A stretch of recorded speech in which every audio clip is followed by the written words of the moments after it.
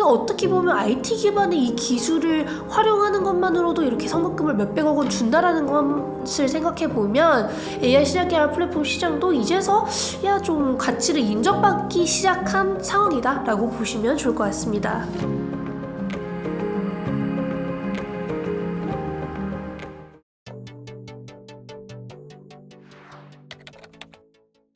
일단 ADC는 이제 시작이라고 해도 저는 과언이 아니라고 생각을 하는데요. ADC 기반의 항암제가 이 세상에 나온 지는 20년이 넘었어요. 20년이 넘었는데 왜 이제서야 많은 사람들이 관심을 가지냐라고 생각을 해보면요. 최근에서야 ADC 기반의 항암제가 정말 엄청난 임상 데이터를 발표를 했고 상용화된 이후에 좋은 매출을 보여주고 있기 때문입니다. 그 어떤 약이든 데이터가 아무리 좋든 이 약이 아무리 대단하다고 모두가 찬양을 하듯 매출이 안 나오면 빅파마들은 관심이 많이 없어요. 그리고 주가로 이어지기가 쉽지 않습니다. 그렇기 때문에 이렇게 ADC 기반의 항암제, 그 중에서도 서프라이징한 임상 데이터와 기립박수까지 받고 매출까지 이어지고 있는 에너투가 출시를 하면서 ADC 기반의 항암제에 대한 가능성이 좀 대두되고 있다라고 보시면 될 것 같고요. 에너투가 나옴으로써 이 에너투는 허투 타겟의 유방 항암제이기 때문에 이 외의 항암제에 대한 니즈도 점점 올라오겠죠. 왜냐하면 유방암 항암제의 ADC는 오케이. 다만 나머지 시장에 대한 ADC는 여전히 룸이 있기 때문에 빅파마들이 나도 하고 싶다는 생각을 할 수밖에 없어요.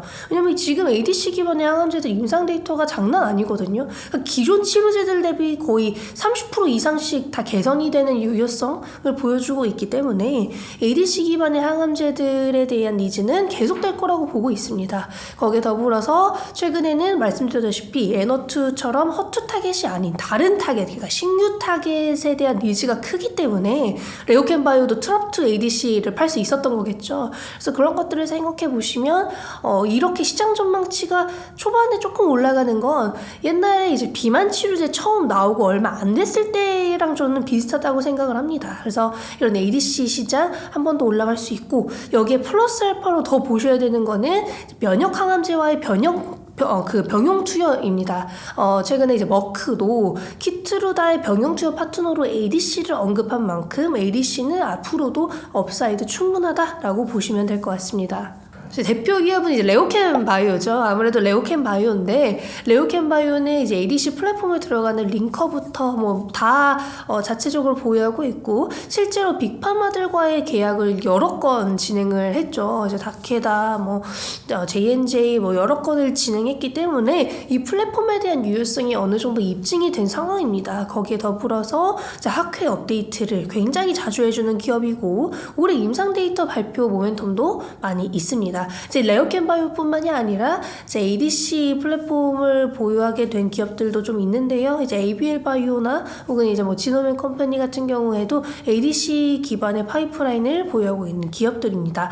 이제 또 논외로 ADC 생산을 위해서 ADC 생산에 좀 중점을 두고 있는 게 이제 삼성바이오로직스인데요.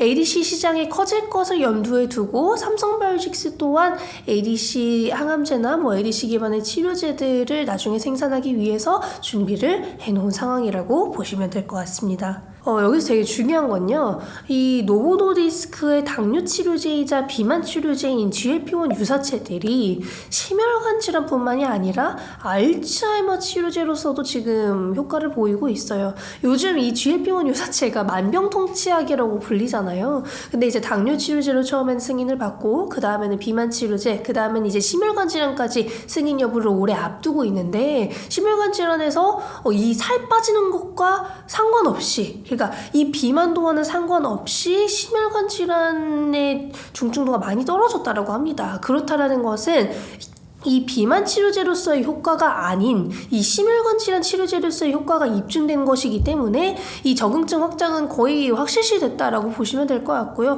이렇게 적응증이 추가될 때마다 시장 전망치가 한 번 더 올라가요. 그럼으로써 시장이 한 번 더 커질 수 있는 거거든요. 그래서 그런 걸 생각해 보시면 적응증이 늘어나는 것 자체가 시장이 커지는 거라고 보시면 됩니다. 그래서 자가면역 질환 치료제의 가장 큰 장점은 적응증이 확장된다. 적응증이 저경증이 추가된다예요. 그래서 휴미라라는 이 블록버스터급 23조 팔렸던 이 의약품도 저경증 10개가 넘었기 때문에 그 정도의 매출을 낼 수 있었던 것이고, 이 GLP-1 유사체도 그런 식으로 앞으로는 조금 성장해 나갈 수 있지 않을까 그렇게 기대를 하고 있는데, 여기서 더 신기한 건 비만, 당뇨, 심혈관 질환, 알츠하이머 다 시장이 너무 큰 거죠. 그러니까 이렇게 시장이 큰 분야에서 저경증이 계속해서 확장이 된다면 사람들은 내가 만약에 조금이라도 알츠하이머 끼가 보인다, 심혈관 질환 끼가 보인다, 그냥 GLP-1을 맞을 거예요. 좋잖아요. 살도 빼고 당뇨도 치료되고 심혈관 질환까지 치료되면 이게 안 맞을 이유가 없어지는 거기 때문에 아마 이 시장은 앞으로 우리가 생각하는 것보다 더 커질 수 있지 않을까 싶습니다. 일단 메쉬, 비알코올성 지방간염은요, 알코올이랑 관계없이 염증을 동반한 지방간 질환이라고 보시면 될 것 같습니다. 그래서 이게 심해지면 간경변이랑 간암까지 진행이 돼서 정말 위험한 질환이라고 보시면 될 것 같은데요. 생각보다 비알코올성 지방간염 시장이 커요. 이게 2028년 기준으로 30조 원 이상을 달성할 수 있을 거라는 얘기가 나올 정도로 시장 규모는 계속 커지고 있는데요. 전 세계 환자 수도 몇억 명이라고 할 정도로 시장은 계속 큽니다. 근데 이 비알코올성 지방간염 쪽도 정말 좋은 치료제가 아직 없기 때문에 제가 앞서 말씀드린 것처럼 3월 14일에 마드리갈의 비알코올성 지방간염 치료제 승인 여부가 되게 센세이션할 수 있겠다라고 보고 있는 거고요. 그게 아니라고 하더라도 이 GLP-1 유사체들 위고비나 마운자로는 비알코올성 지방간염 치료제로의 도전까지 진행을 하고 있다는 게 좀 염두에 둘 만한 부분입니다. 일단 대표적인 거는 일라이릴리의 마운자로가 비알코올성 지방간염 쪽에서 너무 좋은 효능을 보여서 다른 비알코올성 지방간염 치료제 타겟들이 하락을 했을 정도로 이 비알코올성 지방간염 쪽에서의 가능성을 GLP-1이 한 번 더 보여주고 있는 상황인데요. 이 GLP-1 유사체, 아까 말씀드린 대로 당뇨, 비만, 심혈관 질환, 알츠하이머에 이제 비알코올성 지방까지. 근데 이제 비알코올성 지방간염 같은 경우에는 비만이랑도 어느 정도 좀 교집합이 있다라고 알려져 있어서 조금 더 효능을 많이 보이는 게 아닐까 싶습니다. 그래서 어찌됐든 이렇게 시장이 큰 데에서 신약 승인 여부도 앞두고 있는데 가장 핫한 비만, 당뇨 치료제 쪽인 GLP-1에서도 이렇게 비알코올성 지방간염 치료제로서의 가능성이 보이게 된다면 올해 바이오의 중심에서 빠질 수 없는 분야지 않을까 싶습니다. 사실 비알코올성 지방간염 치료제를 개발하는 기업이 많지는 않습니다. 근데 유한양행 같은 경우에는 자체 개발하던 거를 빅파마와 라이선스 아웃을 해서 비알코올성 지방간염 치료제를 개발 중인데요. FGF21이라는 되게 유망한 타겟, 글로벌 바이오텍들도 많이 개발을 하고 있는 타겟을 기반으로 비알코올성 지방간염 치료제를 개발 중이고 내년에는 임상 데이터를 볼 수 있을 거라고 기대를 하고 있어서 그때 이제 유한양행에 좀 같이 반영이 많이 될 수 있지 않을까 그렇게 기대를 하고 있고요. 그 외에 이제 한미약품이나 올릭스 같은 경우에도 비알코올성 지방간염 치료제를 개발 중입니다. 다만 지금 빅파마들 그리고 글로벌 기업들의 임상 데이터가 너무나 뛰어나기 때문에 임상 데이터를 좀 직접적으로 임상 2상 때부터 좀 보고 원투원으로 비교를 하는 게 좀 베스트지 않을까 저는 그렇게 생각을 하고 있습니다. 사실 모든 비만 치료제는 요요 현상이 있을 수밖에 없어요. 당연한 거죠. 운동 없이 그냥 맞기만 했는데 혹은 먹기만 했는데 살이 빠진다? 그러면 그걸 안 먹거나 안 맞으면 당연히 요요가 발생하겠죠. 그건 어쩔 수 없는 사실인 거고 운동을 하다가 안 해도 요요 현상이 발생하는데 이건 뭐 말할 것도 없는 거죠. 다만 이걸 부작용으로 받아들일 거냐 혹은 자연적인 걸로 받아들일 거냐는 사람마다 다를 것 같습니다. 근데 이제 한미약품이라고 해서 이런 부작용이 없을까는 솔직히 아닐 것 같고요. 이제 요요 현상은 내가 감내해야 되는 것 그리고 이렇게 비만 치료제를 투여할 때 운동을 병행하라고 그래도 추천하는 이유는 이런 것들 때문이지 않을까 싶은데요. 사실 비만 치료제 투여 기간이 생각보다 길지가 않아요.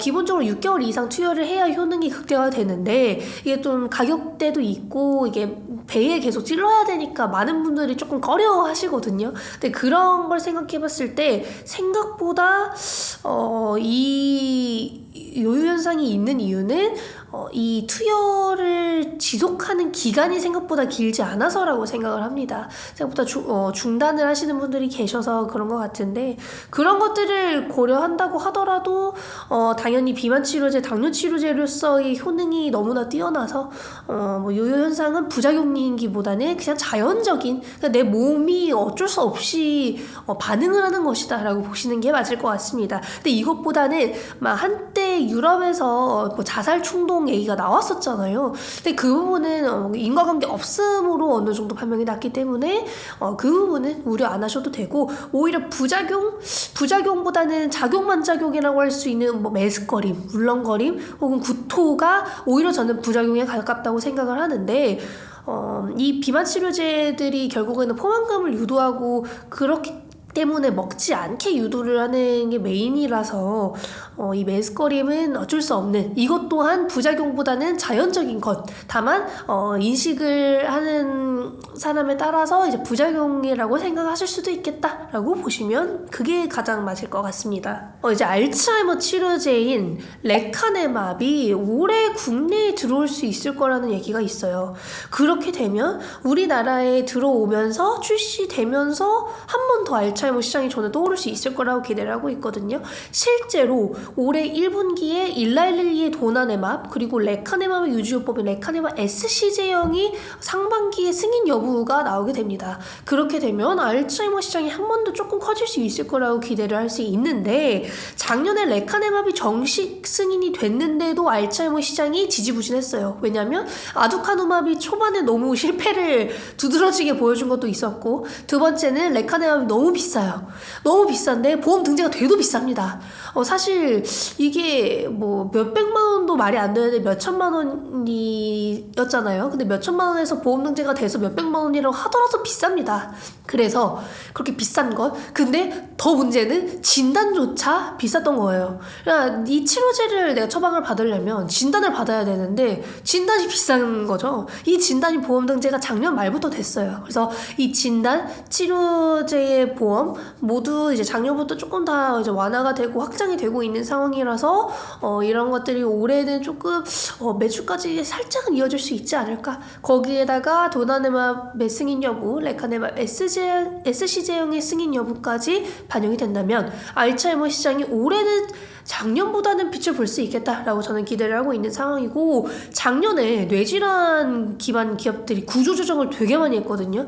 왜냐면 뇌질환 그 치료제 개발 기업들이 되게 적자들이 많아요. 알츠하이머 치료제도 이제서야 나왔는데, 이제서야 제대로 치료제가 승인이 되고 있는데 뭐 어땠겠어요? 연구개발 비용이 얼마나 많이 들었겠습니까? 그래서 그런 것들을 생각해보면 알츠하이머 시장이 이렇게 개화가 올해부터 된다면 시장 자체 올해 많이 올라올 수 있겠고, 국내 많은 분들은, 우리나라 투자자분들은 국내에 그 약이 들어오고 내가 경험해보면 더 관심을 많이 갖게 돼요. 그래서 알츠하이머 치료제가 우리나라에 들어오게 된다면 조금 더 관심을 받을 만한 요소들이 있겠고, 우리나라 사람들이 좋아하는 일라일릴리, 지금 전 세계적으로 가장 핫한 기업인 일라일릴리가 도나네맙 승인을 받게 됐을 때도 관심을 받을 만한 요소는 충분하다, 그렇게 보고 있는데, 지금 도나네맙과 레카네맙 모두 아밀로이드 베타를 제거하는 기술이 메인이잖아요. 그게 아니라 뭐 타우를 없애는 거 혹은 뇌세포를 건드는 것, 되게 방법은 다양합니다. 그래서 다양하게 좀 기술적으로 알츠하이머 치료제들이 전 나올 수 있을 거라고 보고 있고, 나중에는 병용 투여까지 가능해질 수 있지 않을까라고 보고 있고요.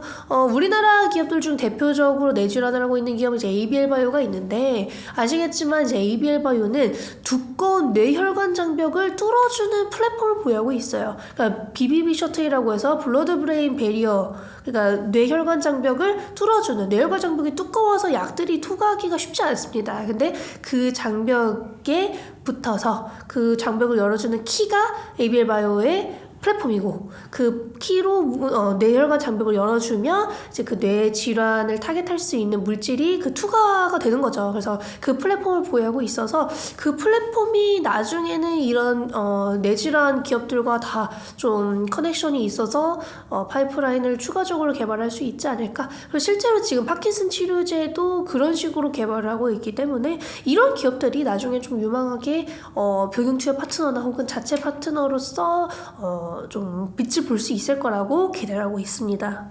일단 구글의 자회사인 거죠. 구글의 자회사인 아이소모픽 랩스는 AI 신약 개발 플랫폼 기업입니다. 그런데 지금 2021년에 설립한 지 좀 얼마 안 됐는데도 이렇게 빅파마와의 대규모 계약을 체결할 수 있었던 건데요.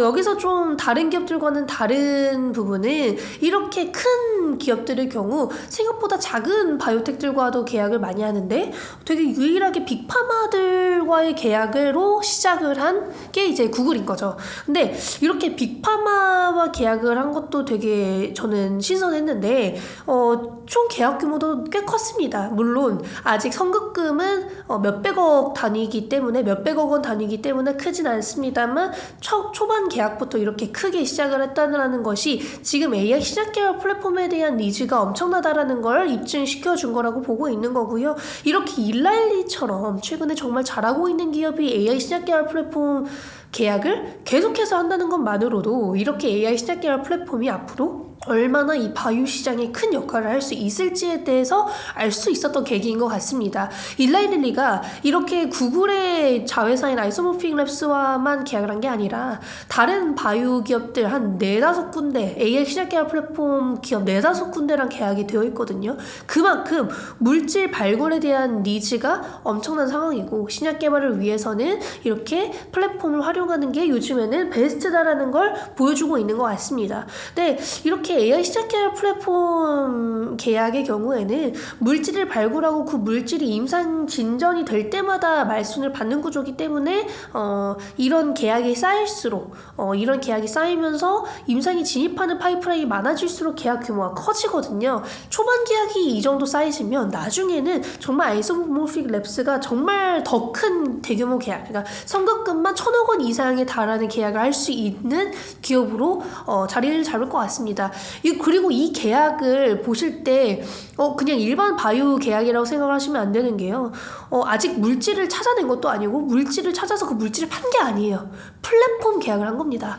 그러니까 여기서 중요한 게 뭐냐면 옛날에는 소위 이제 바이오텍들과 빅파마와의 계약을 생각을 했을 때 이 바이오텍이 개발해낸 기술, 물질을 빅파마가 사가는 거죠. 그 물질의 판권을 사가는 거기 때문에 그 물질의 가치, 물질의 모든 권리가 이제 빅파마에게 넘어가는 겁니다. 그래서 이 물질을 사는 건데 이런 경우에는 이 플랫폼을 활용해서 물질을 찾아내는 거거든요. 그러니까 어떻게 보면 IT 기반의 이 기술을 활용하는 것만으로도 이렇게 선급금을 몇백억 원 준다라는 것을 생각해 보면 AI 신약 개발 플랫폼 시장도 이제서 좀 가치를 인정받기 시작한 상황이다 라고 보시면 좋을 것 같습니다. 어찌됐든 JP모건 헬스케어 컨퍼런스는 연중 가장 중요한 학회로 알려져 있고 이번 연도 해에 어떤 바이오 기술, 어떤 바이오 기업들이 관심을 받을지를 알려주는 학회라고 해도 과언이 아닌데요. 이렇게 초반 시작을 AI 신약 개발 플랫폼과의 빅딜로 시작이 되었다면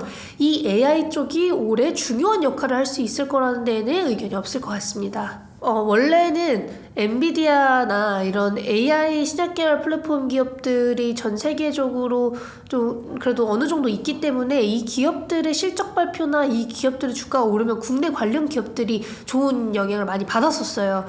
근데 해외 AI 신약 개발 플랫폼 기업들이 작년, 재작년 되게 안 좋았거든요. 적자 기업이거든요. 대부분 AI 기반 기업들이 대부분 적자잖아요. 바이오텍들도 마찬가지입니다. 근데 이런 AI 신약 개발 플랫폼 기업들이 작년 하반기부터 조금 반등을 하기 시작했고 엔비디아도 직접적인 투자를 정말 많이 하기 시작했기 때문에 이 AI 신약 개발 플랫폼 쪽에 대한 훈풍이 조금 시작된 상황이고 국내 기업들의 경우에는 아직 매출이 너무 미비해서 아직 직접적으로 수혜를 받기에는 무리가 있다. 그래서 글로벌 파트너사가 생기는 시점이 그 기업들이 점프업할 수 있는 그런 시기가 될 수 있지 않을까 싶습니다.